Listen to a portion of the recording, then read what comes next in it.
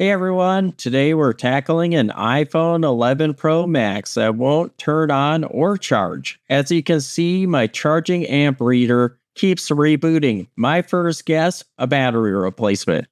After swapping the battery, it still needs a new charge port. Plus, some touch ups were necessary because the proximity sensor was even screwed down. The screen came off way too easily, like a real noob worked on it last.